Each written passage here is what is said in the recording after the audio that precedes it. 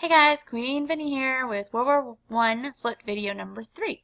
We are still discussing this question, how do small actions lead to larger consequences? And in this video, we're going to talk about the home front, the American home front, and how does it affect people at home and the soldiers and just America in general.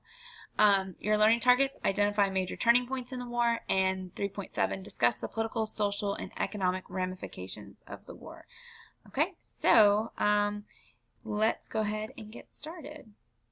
So, as we go through this, I want you to think, how does war unite and divide the country? Okay, and there's one of our learning targets. So, as a review, we want to cover real quick the Zimmerman Note, which is one of the reasons that America joined the war, or is one of the reasons the United States said America was going to join the war. It was written in February 1917, and it was a secret offer to Mexico from Germany. And basically, this was intercepted in Washington, D.C., and Germany wrote a letter, or were sending like Morse code telegraph. They wanted Mexico to attack the United States. Germany promised Texas, New Mexico, Arizona, and all that once belonged to Mexico in this. The United States intercepted it, and they used that kind of as a tactic to go to war. They put it in the newspaper, they let all the people know so that they would have America on their side to go into war. Okay? So, that will be kind of the last straw. We'd already talked about U-boats and the Lusitania, so that is going to be the last straw that pushes America into war. On April 6, 1917, America declares war, and they join the Allied powers. I want to point out here that April 6, 1917 is not too far after Wilson has been re-elected into his second term, and if you remember, he ran on the slogan, "He kept us out of war." Okay, so the tide changes very quickly in his second election. Okay, so how does this change America at the home front? So if you look at this picture, we can already see changes for American women. Most women who were not already in the factories went to work in the factories, and women who, if you think about what women had done in the Progressive era, they were mainly in textiles factories. And in this case, they're building weapons, they are building ships, and they're building airplanes. They're all in for the war effort. They take place of the jobs that the men had left. Now, this is only temporary because after World War I, women will not be in those jobs anymore. Okay, so how do we manage the economy during wartime? And if you knew this or not, but during World War I and World War II, the economy grows and it gets stronger because wartime economy is booming. All right, so let's figure out why. First is Liberty bonds, and Liberty bonds are going to help finance the war. By the end of the war, the United States had spent about $32 billion, and so Congress needs to fund this war effort. So the first thing they're going to do is raise income taxes, and they're going to put taxes on corporate profits, and they're also going to raise taxes on the profits of arms factories, so weapons factories. So, however, you can't just do it based on taxes, and we know that from today. So the government borrowed $20 billion through the sale of Liberty bonds and Victory bonds. And we're going to look at some propaganda for those. Basically, Americans bought bonds, and they were lending money to the government that would be repaid with interest in a specified number of years. So you would buy a bond for like, $50 or something, and you're investing in the war. The government would take that $50 and they would use it, and then they would pay that back with interest on it later. Other things that they did is they regulated food and fuel, and I'll get into this a little bit more later too, by controlling prices and rationing things like sugar and meat and bread, and you, as a family, can only get a certain amount of those things.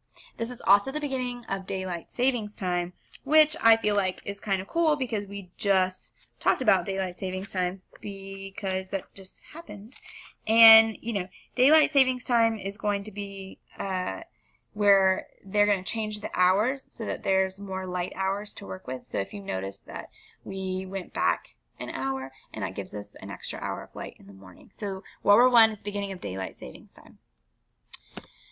Okay, so these are ways that you can invest in the war, and this is basically propaganda trying to get people that can't fight or aren't on the side of the war to purchase stamps or purchase bonds to help fund the war. So basically, if you buy a stamp, then you're keeping the American eagle free. love this one because it shows like Lady Liberty, and that this is something that women can do. If you can't fight and you can't go be a nurse and you can't work, this is something a woman can do. This is how women fight. They buy bonds. Okay, so those are pretty popular propaganda from the time in America. Other things that are going on is that America is trying to enforce loyalty. So they have a big fear of foreigners, and which is not really a new thing, since we've already talked about immigration and how a lot of Americans are nativists, only like those who are born in America. But they said they hate the Hun. Okay, so that's what they referred to as the Germans. And they even renamed the hamburger to Salisbury steak because they did not like the German name. And then there's the Sedition Act, which was passed in 1918, and it outlawed disloyal speech, which goes against the First Amendment. Okay, and I like this picture because it shows that women are in on the war effort, and you can relate this back to Iron-Jawed Angels, where women were also fighting for their rights at that time, so it's kind of a struggle. They're fighting for their rights, but they're also trying to support the country. Okay, so during this time, this is right off of the progressive era, so we know like America is all in reform, and so America takes those progressive era ideas and they apply it to World War I. Okay, so a couple of these agencies they're going to create to coordinate mobilization and use of resources. So there's going to be economic agencies that raise money and resources for the war, and then I'm going to talk about mobilizing the workforce. They want cooperation of workers to prevent strikes, because progressive eras in the Gilded Age was full of strikers and full of like battles between the labor and the factory owner. So let's look at these two different agencies. Okay, so some economic agencies. The first one is the WIB. It's established in 1917, and it's basically to coordinate the production of war materials. At first, it was limited, but later on, they expanded its power, and they even started telling companies like what each company can make and what each company could set their prices at. And this would help. Figure out like what materials were needed and what materials need to be sent over. Then we have the Food Administration, and this is run by Herbert Hoover, who's a future president, so do not forget his name, circle it, highlight, whatever you have to do. And the Food Administration is going to increase food production to send over to the soldiers. And basically they say food will win the war, so don't waste it. What could families do at home? Families at home could conserve food and grow their own vegetables, and they call these victory gardens. So if you like had a victory garden, you were eating out of that as a family, and you weren't taking food from the soldiers. And then they also encouraged families like to eat less things that were being rationed. So like wheatless Mondays, meatless Tuesdays, porkless Thursdays, and these things, they said if you did that, then you're leaving more food for the troops. So this is like a complete like nationwide effort to support the war. And this is really only going to happen in two wars, World War I and World War II. Now, the second type of agencies were the workforce agencies. The first one is the National War Labor Board, and the chair of this is William Howard Taft, which is pretty interesting because he was the president. So you remember he's the trust buster. And basically it mediates disputes between laborers and factory owners, and they adopt an 8-hour workday to keep workers happy so workers won't strike. Because if workers strike, there's no one to make these things. And then the women's support industry. Women hired for jobs usually limited to men. This is going to add like 1 million women to the workforce, and 8 million women are going to go to higher paying jobs. Now, even though that's exciting and really big step for women, it's not going to last. Other things occurring at this time, the Great Migration. Women are not the only group in American society to benefit from this economically. Henry Ford specifically went to the South and recruited African Americans because a lot of his workers had went over to fight.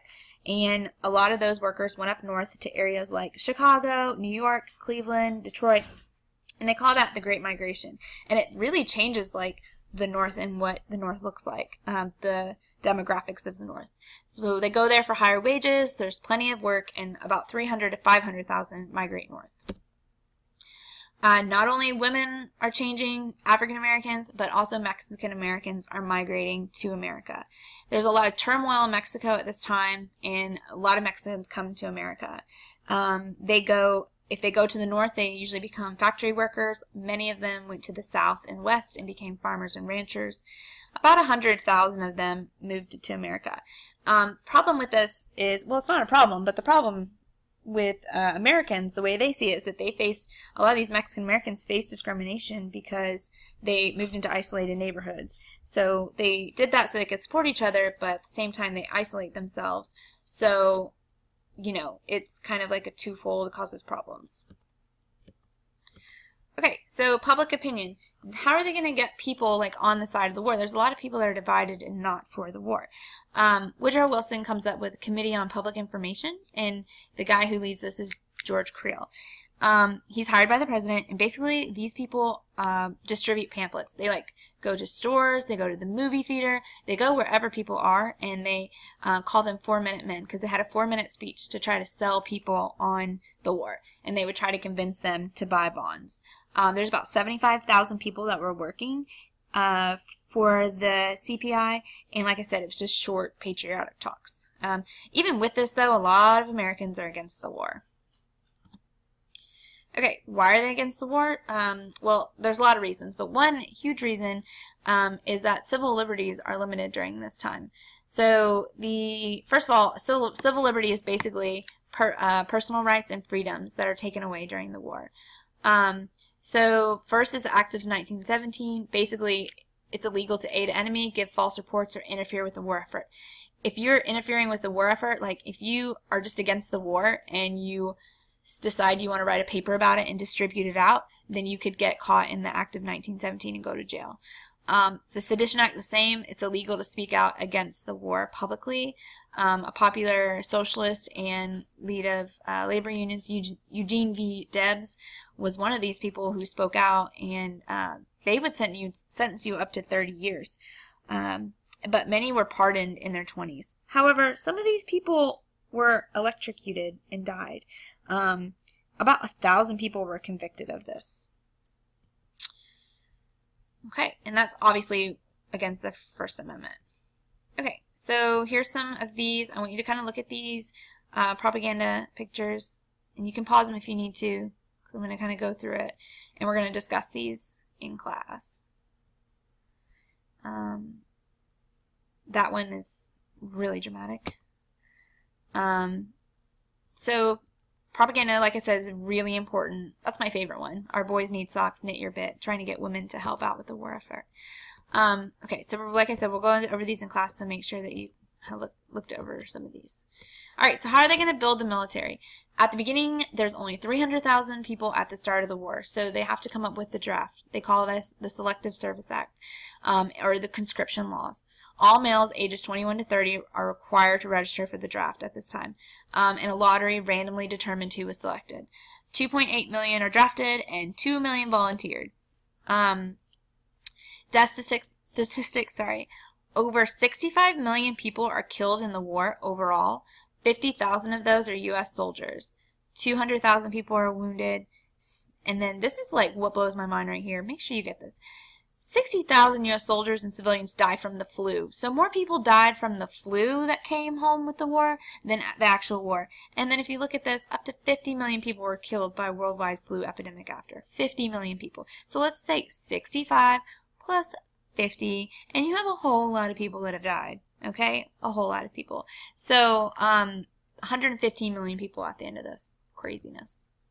Alright, the other thing I wanted to point out that is if you volunteered, you got to choose where you're going, but if you were drafted, you didn't get a choice. You were going to go straight to the front line. So this is actually a benefit. A lot of people will volunteer because they'll get a choice.